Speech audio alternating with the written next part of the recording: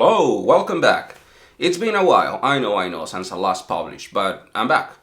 Thanks to all of you for your support. I'm still running my campaign against child sex trafficking, so please feel free to show your support at the link below. Anything helps. Anything will help. Okay? Without further ado, let's jump right in. The clip that I'm about to show you is one of the most enraging things I've seen today, or probably this week. It's one of those wake-up calls that puts everything that has been going on within the last 22 months into perspective. But not because of the people in the video, but because of those who are responsible for that. When I see that, and after seeing everything that has happened within the last 22 months, I wonder if there is a limit to the evilness that the big cartels, that big pharma, it's bringing on to the American people. Take a look for yourselves.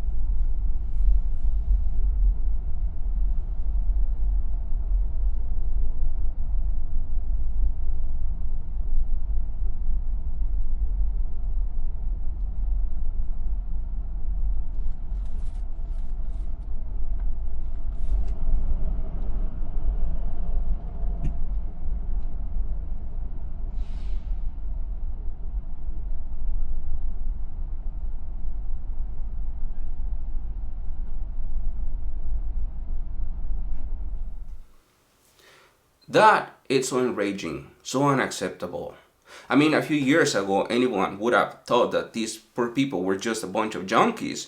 But after seeing what has happened within the last 22 months, how big pharma has been pushing their poison on everyone, how these big cartels have almost every politician, every medical provider in their pockets, and they are willing to do everything, absolutely anything, to get their way at any cost.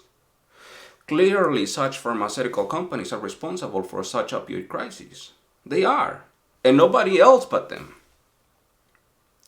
I don't know if you know this, but these big pharma cartels are making more than $1 trillion a year.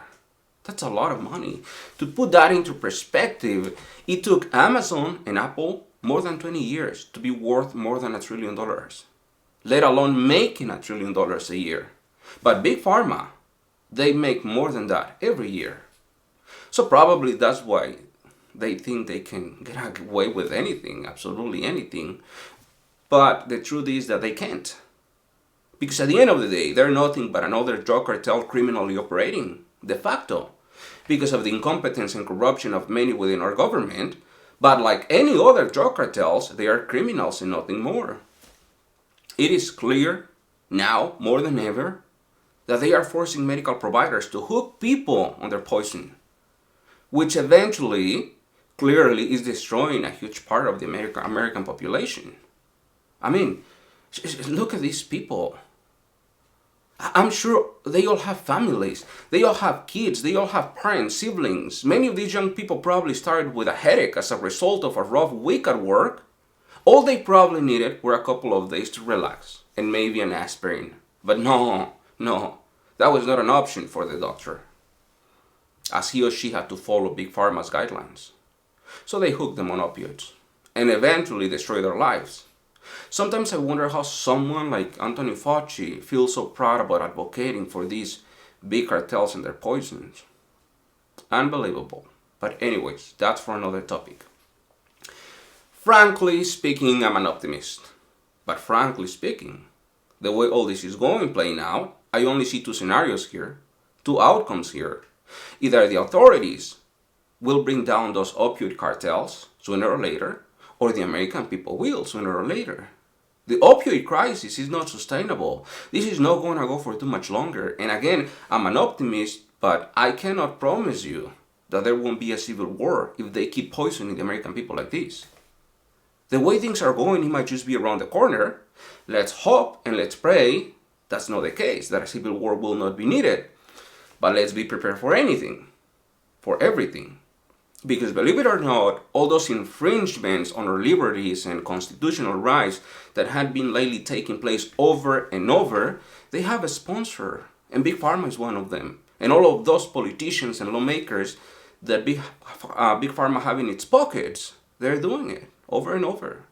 And again, it might just be me, but I see big changes coming up soon. Just to be informed, thanks all of you for watching. Please share and subscribe, and please don't forget to support my campaign against child sex trafficking.